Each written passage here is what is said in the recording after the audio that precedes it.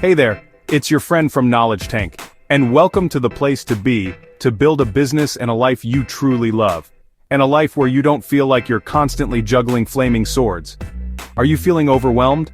Like work is seeping into every corner of your personal life? Like that to-do list is a hydra, and for every task you slay, two more appear? You are so not alone. So many brilliant, passionate people just like you are wrestling with this idea of work-life balance, wondering if it's just some unicorn fantasy that doesn't actually exist in the real world. I get it, the pressure is real, and it often feels like there aren't enough hours in the day to be a superstar at work, and a present, joyful human being in your personal life. But here's a little secret, or rather, a profound truth.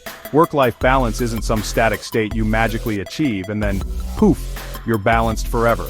Nope, it's a dynamic, ongoing practice. It's a muscle that you need to consciously choose to build and strengthen every single day.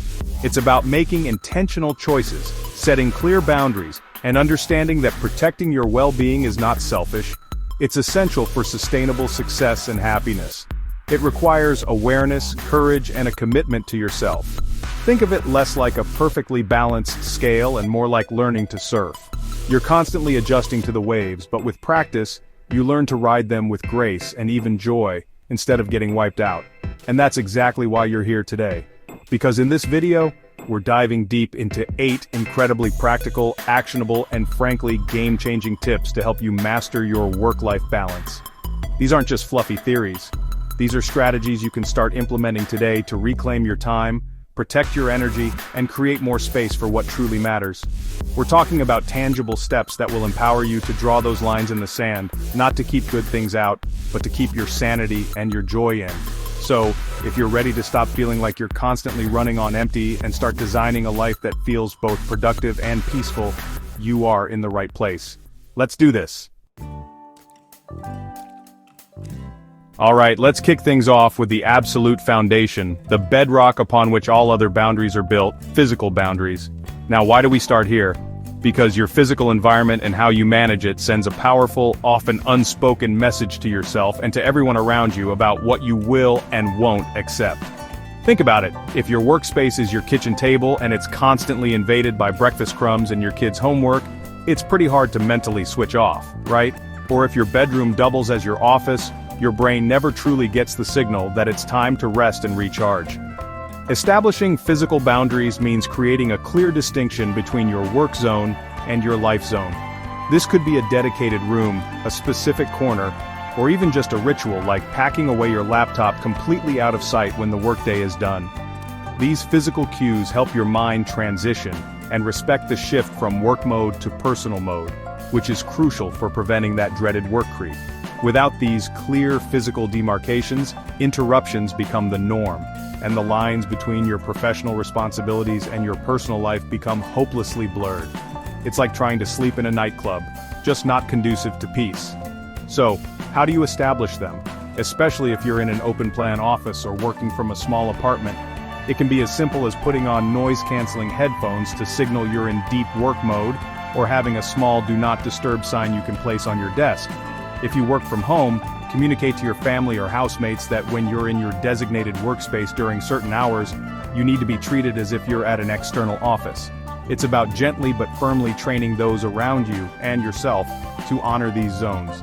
This isn't about being antisocial, it's about creating the necessary conditions for focus and for genuine, uninterrupted personal time later on. Now that we've talked about protecting your physical space, let's move on to safeguarding something equally precious, your mental energy. Setting mental boundaries is all about preserving your focus, creativity, and cognitive resources. One of the most powerful ways to do this is by establishing very clear working hours and sticking to them. This isn't just about when you start and stop typing, it's about when you allow your brain to be on for work. In our hyper-connected world, there's this pervasive, unspoken expectation to be constantly available, to check emails at 10 p.m., or to jump on a quick call during dinner. This always-on culture is a fast track to burnout and a total saboteur of genuine work-life balance. Deciding that, for instance, you won't check work communications after 6 p.m. or before 9 a.m. creates a mental container for your work, allowing your mind to fully disengage and recharge. Another huge drain on mental energy? Unnecessary meetings. Oh my goodness, how many of us have sat through meetings that could have been an email, feeling our precious focus and time just evaporating? Part of setting mental boundaries is learning to politely but firmly protect your time from these energy vampires. Before accepting a meeting invitation, ask yourself, is my presence truly essential? What is the specific agenda and desired outcome? Don't be afraid to suggest alternatives like a shared document for updates or a quick 5-minute chat instead of a full hour. Reclaiming even a few hours a week from unproductive meetings can free up significant mental bandwidth for deep work, strategic thinking, or simply for giving your brain a much-needed break. Remember, your mental energy is a finite resource. Spend it wisely on what truly moves the needle. Next up, let's talk about emotional boundaries, which are all about protecting your inner peace and emotional well-being in the workplace. Think of it like this. You wouldn't let someone dump their physical trash on your desk, right? So why let them dump their emotional negativity or stress onto you? Emotional boundaries mean recognizing that you are not responsible for other people's moods, anxieties, or dramas. It's about creating a healthy separation between your feelings and the feelings of those around you, especially in high-pressure environments. When a colleague is having a terrible day and snapping at everyone, or when your boss is visibly stressed about a deadline, an emotional boundary helps you to empathize without internalizing their distress. You can be supportive and understanding, but you don't have to let their storm cloud become yours. This is so key to maintaining your own equilibrium and preventing emotional exhaustion. So, how do you actually do this without coming across as cold or uncaring? It's a delicate dance, but totally doable. One powerful technique is mindful detachment, observing the emotion in the other person without taking it on yourself. You can say, I see you're really frustrated right now, acknowledging their feeling but not getting sucked into the vortex of it. Another strategy is to focus on facts rather than getting caught up in the emotional intensity of a situation, especially during tense discussions. And here's a big one. Consciously choose not to participate in office gossip or complain fests. These activities rarely solve anything and usually just amplify negativity. Instead, you can gently redirect conversations to more constructive topics or politely excuse yourself. Protecting your emotional energy means you have more of it for your own work, your own life, and your own happiness. Navigating relationships with coworkers can be tricky when it comes to boundaries. We all want to be seen as team players, as helpful and supportive colleagues. But there's a fine line between being collaborative and becoming the go-to person who ends up taking on everyone else's overflow, right? This is where setting clear professional boundaries with your coworkers becomes absolutely essential, not just for your own productivity and sanity, but for fostering genuine respect within the team. The fear is often that saying no or setting a limit will make you seem unhelpful or not committed. However, in reality, consistently overextending yourself leads to resentment, burnout, and often a decline in the quality of your work. Clear boundaries, communicated respectfully, actually build trust and define your role more effectively. So how do you communicate these boundaries without ruffling feathers? The key is to be clear, concise, kind, and consistent. For example, if a colleague frequently asks you to help with tasks that are not your responsibility and are impacting your own deadlines, you could say something like, I'd love to help, but I'm currently swamped with your priority task to meet your deadline. Perhaps another colleague might have some bandwidth, or maybe we could look at this together next week if it's not urgent. Notice you're not just saying no, you're explaining briefly, no need for a novel. And sometimes you might offer an alternative if feasible and appropriate. The crucial part is holding firm to your limit. If you say you can't do something, don't then cave 5 minutes later.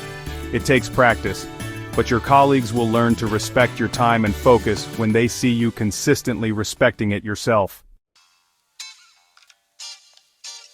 Okay, this is often the one that makes people a little sweaty-palmed setting professional boundaries with your boss. It can feel intimidating, right? We're often wired to please our managers, to go above and beyond, and the thought of pushing back, even gently, can be daunting. But here's a reframe that I want you to really internalize. Setting healthy boundaries with your boss isn't about being difficult or insubordinate. It's about ensuring you can perform your job sustainably and effectively over the long term. When you're constantly overloaded and heading for burnout, your performance suffers, and that doesn't benefit anyone, including your boss or the company. Approaching this conversation with empathy, understanding their pressures and goals, is key. Frame your limits not as a refusal to work, but as a strategy for maintaining high-quality output and avoiding costly mistakes or burnout. When you do need to have this conversation, preparation and timing are everything. Don't bring it up when your boss is stressed and rushing into a meeting. Request a dedicated time to talk about your workload and capacity. Come prepared with specific examples, not complaints, but factual observations about your current project's timelines and where you're feeling overstretched. Focus on solutions. For instance, you could say, I'm fully committed to the success of Project X and Project Y. To ensure I can deliver the quality work we both expect on these priorities, I'm concerned that taking on Project Z right now would stretch me too thin. Could we discuss how to prioritize these, or if there's any flexibility on the deadline for Z, or perhaps delegate some aspects? This shows you're thinking strategically and are committed to your role, while also clearly communicating your limits for performing at your best. Chapter 6. The Professional Perimeter. Handshakes, not hugs. This next tip might seem small to some, but it's a powerful nonverbal cue in maintaining professional boundaries. Offer handshakes over hugs. In many work environments, especially those striving for a friendly, informal atmosphere, physical touch like hugs can sometimes become common. And while often well-intentioned, the reality is that not everyone is comfortable with this level of physical contact in a professional setting. Personal space is, well, personal. What feels like a warm gesture to one person can feel like an invasion of that space to another.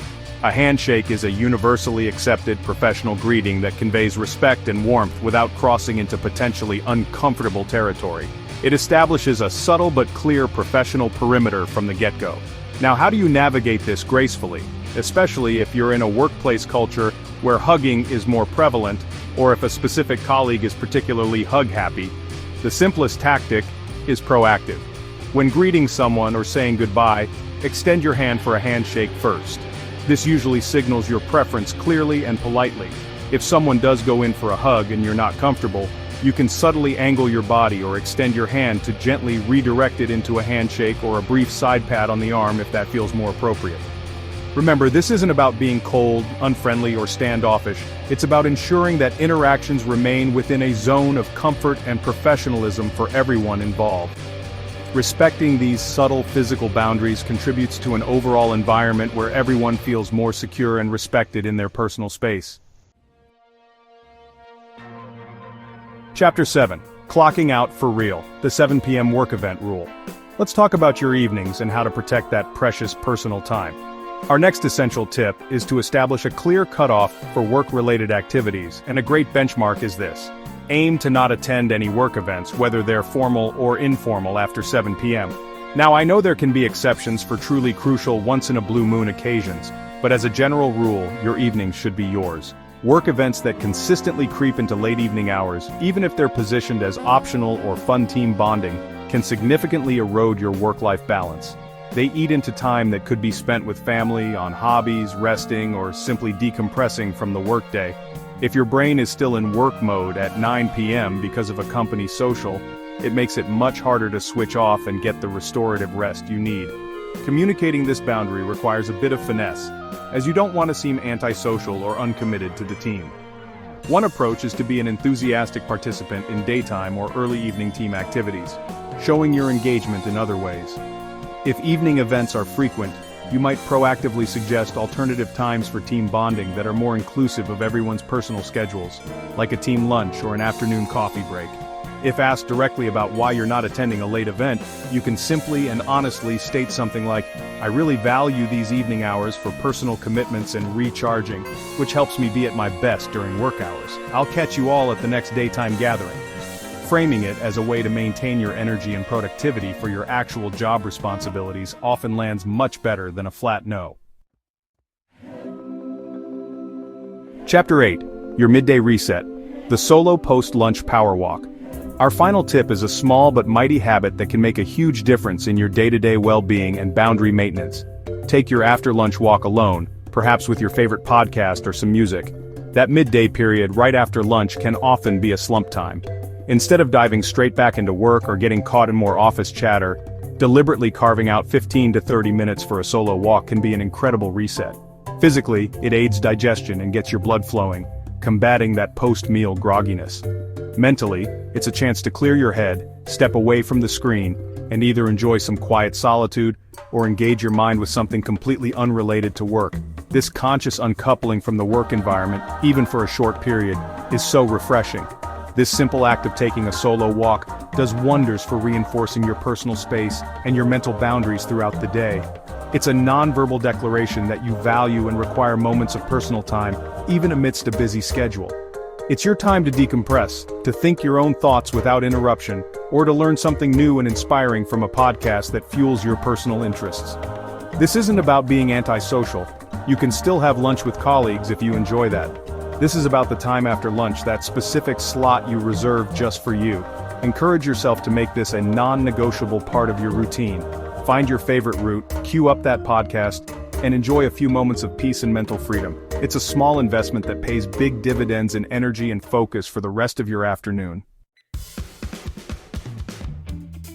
Outro, you've got this. Making work-life balance your reality. So there you have it. 8 essential, actionable tips to help you master that ever-elusive work-life balance. And listen, if you're feeling a little overwhelmed by all this, take a deep breath. Remember, this is not about achieving perfection overnight, it's about progress. It's about picking 1 or 2 of these strategies that really resonate with you and starting there. Building new habits and establishing new boundaries takes courage, it takes practice, and it takes a whole lot of self-compassion. But I promise you, every small step you take towards protecting your time and energy is a massive win for your overall well-being and ultimately your success in all areas of your life. You are so much more capable than you think. Now I'd love to hear from you. This is a conversation, not a lecture. Which of these tips hit home the hardest for you? Is there one you're excited to implement right away? Or perhaps one that feels a little challenging? Share your thoughts and insights in the comments below. Your experience and wisdom benefit all of us, and I truly believe we can learn so much from each other. Remember, the world needs that special gift that only you have, and when you're balanced, energized, and joyful, you're so much better equipped to share that gift with the world. You deserve a life that feels good on the inside, not just one that looks good on the outside. Thank you so much for tuning in to Knowledge Tank. If you found value in this video, do me a favor and hit that like button. And be sure to subscribe and click that little notification bell so you don't miss out on future videos designed to help you build a business and a life you genuinely love.